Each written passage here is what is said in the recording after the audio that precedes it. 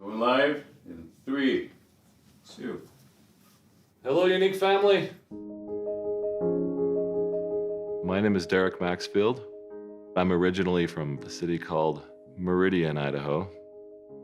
I don't think ever during my childhood did I ever feel like I was destined to do anything special, and certainly not to the degree that's happened with Younique. I actually spent most of my life feeling like a nobody from nowhere. Because I came from a small community, I had to take a really good look at my life and do a lot of soul searching to figure out what I can offer and what I do have to contribute. I met Shalane at church, of all places. She really allowed me to spread my wings and didn't hold me back. And I fell in love with her and with that. And 3 months later, we were engaged. We went to stay with my parents for the summer.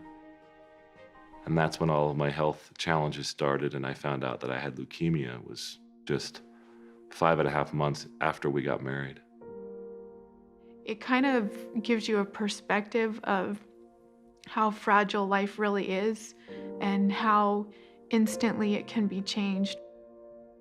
After only my first round of chemotherapy, there came a patient onto the floor, and I stopped by and I met Greg Johnston. He was a cowboy from Vernal, Utah. We formed a bond really quickly because I was his source of knowledge to know what he was about to go through. We both like citrus salsa, so. And Mentos. And Mentos. But he reacted to the treatments in a completely different way than I did. I started to accept that he wasn't going to make it.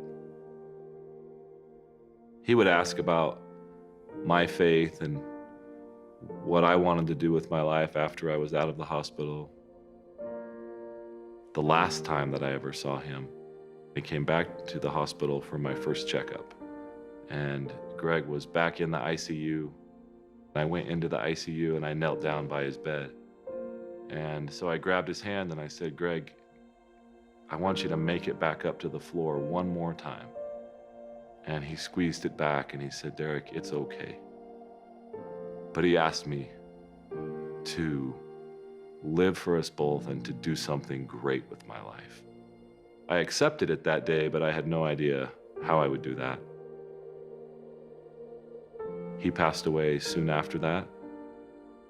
The thought of needing and wanting to do something great with my life, I think I had convinced myself that I had a long life ahead of me.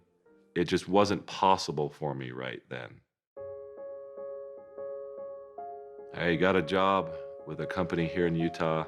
They had a little basketball team, and we would go play every day for our lunch break.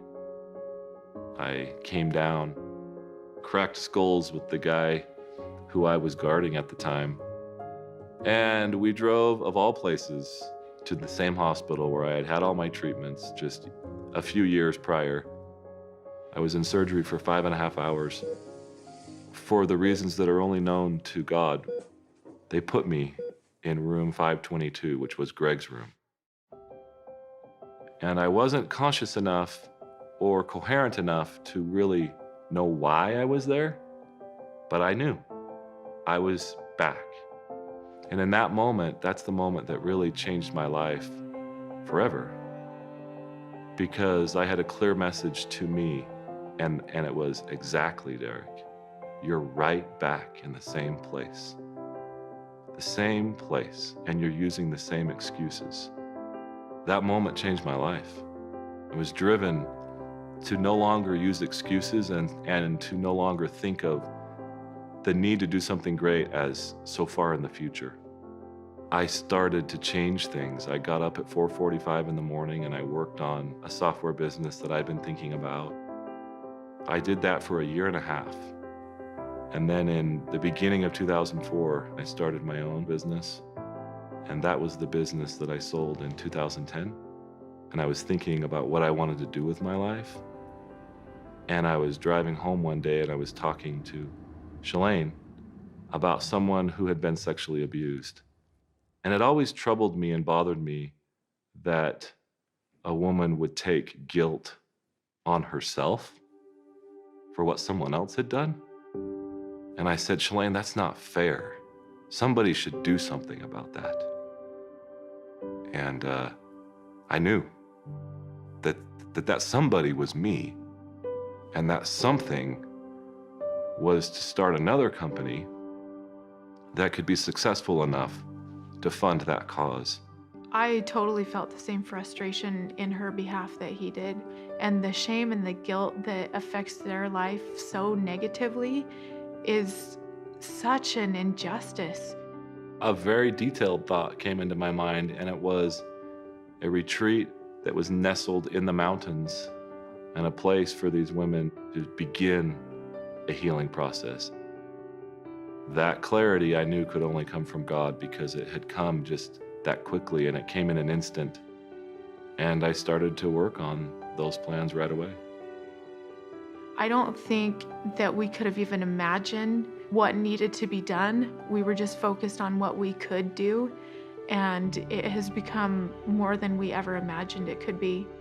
We're trying to reach all of them through a message of hope and a message that this is not your fault, and to have a chance for them to reclaim the hope that was lost and perhaps taken from them. We've had approximately 1,800 women come through the retreat.